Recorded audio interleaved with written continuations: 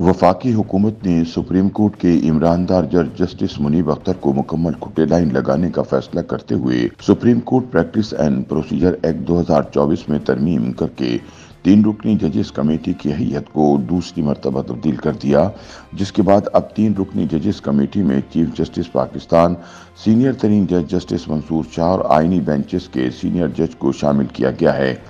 यानी तीसरे सीनियर जज जस्टिस मुनीब अख्तर को कमेटी से दूसरी मरतबा आउट कर दिया गया है। ख्याल रहे कि इससे कबल साबिक चीफ जस्टिस काजी फाइज ईसा ने जस्टिस मुनीब अख्तर को 3 रुकनी जजेस कमेटी से फारिग करके जस्टिस अमीनुद्दीन खान को कमेटी में शामिल किया था। ताहम जस्टिस याहिया आफरीदी ने चीफ जस्टिस का मनसब संभालते ही जजेस कमेटी की तश्कील नौ करके जस्टिस मंसूर अली शाह और जस्टिस मुनीब अख्तर को कमेटी का हिस्सा बना दिया था। ताहम अब supreme court practice and procedure act में तरमीम के बाद जस्टिस मुनीब अख्तर एक बार फिर 3 रुकनी कमेटी से फारिग हो गए हैं। कानूनी माहिरीन के मुताबिक 26वीं आईनी तरमीम के बाद प्रैक्टिस एंड प्रोसीजर एक्ट में तरमीम वक्त की ज़रूरत थी, जब जुडिशल कमीशन के तहत आईनी बेंचेस के लिए जजेस की नामजदगी का इख्तियार आइन ने दिया है, तो आईनी बेंचेस के जजेस की नुमाइंदगी भी जज कमेटी में ज़रूरी थी। ताहम ये तासुर दुरुस्त नहीं है कि कानून साजी के जरिए किसी जज को टारगेट किया गया है।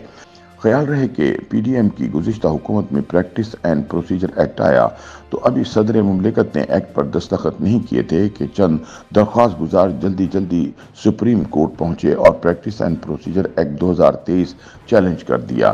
साबिक चीफ जस्टिस उमर अता बंदियाल ने केस समाअत के लिए मुकर्रर किया और 6 माह तक हुक्म इम्तनाई रखा, जो इनके रिटायरमेंट तक जारी रहा। ताहम साबिक चीफ जस्टिस काजी फाइज ईसा ने हलफ उठाते ही प्रैक्टिस एंड प्रोसीजर एक्ट पर समाअत के लिए फुल कोर्ट तश्कील दिया और बराह रास्त अदालती कार्रवाई भी दिखाई गई। फुल कोर्ट के 10 रुकनी अक्सरियती फैसले में सुप्रीम कोर्ट ने करार दिया पार्लियामेंट को कानून साजी का इख्तियार है। 5 जजेस ने पार्लियामेंट की कानून साजी के इख्तियार पर इख्तिलाफ किया था, जिसके बाद इस कानून पर अमल दरामद का आगाज हो गया। ताहम मखसूस नशस्तों के केस और आर्टिकल 63A के मामले पर जस्टिस मंसूर अली शाह और जस्टिस मुनीब अख्तर के ईमानदारी दिखाने पर सदर मुमलिकत की जानिब से एक ऑर्डिनेंस जारी कर दिया गया, जिसमें कहा गया चीफ जस्टिस पाकिस्तान जजेस कमेटी के लिए तीसरे मेंबर का इंतखाब खुद कर सकते हैं। यूं जस्टिस मुनीब अख्तर की जगह जस्टिस अमीनुद्दीन खान को जजेस कमेटी में तीसरे मेंबर के तौर पर नामजद किया गया। इस पर जस्टिस मंसूर अली शाह ने चीफ जस्टिस काजी फाइज ईसा को खत लिख दिया और कहा कि जब तक जस्टिस मुनीब अख्तर को जजेस कमेटी में शामिल नहीं किया जाता या सदारती ऑर्डिनेंस को इंतजामी साइट पर फुल कोर्ट इजलास बुलाकर या अदालती साइट पर फुल कोर्ट में तय नहीं किया जाता, जजेस कमेटी के किसी इजलास में शिरकत नहीं करूंगा। काजी फाइज ईसा के रिटायरमेंट के बाद जस्टिस याहिया आफरीदी ने चीफ जस्टिस पाकिस्तान के तौर पर हलफ उठाया तो सदारती ऑर्डिनेंस के तहत एक मरतबा फिर जजेस कमेटी की कंपोजिशन में तब्दीली करके जस्टिस मुनीब अख्तर को दोबारा जजेस कमेटी में शामिल किया गया। ताहम अब पार्लियामेंट ने supreme court practice and procedure तरमीमी बिल मंजूर करके जजेस कमेटी की हैयत एक बार फिर तब्दील कर दी है। नई तरमीम के तहत practice and procedure committee chief justice, senior तरीन जज और आईनी बेंच के सीनियर तरीन जज पर मुश्तमिल होगी।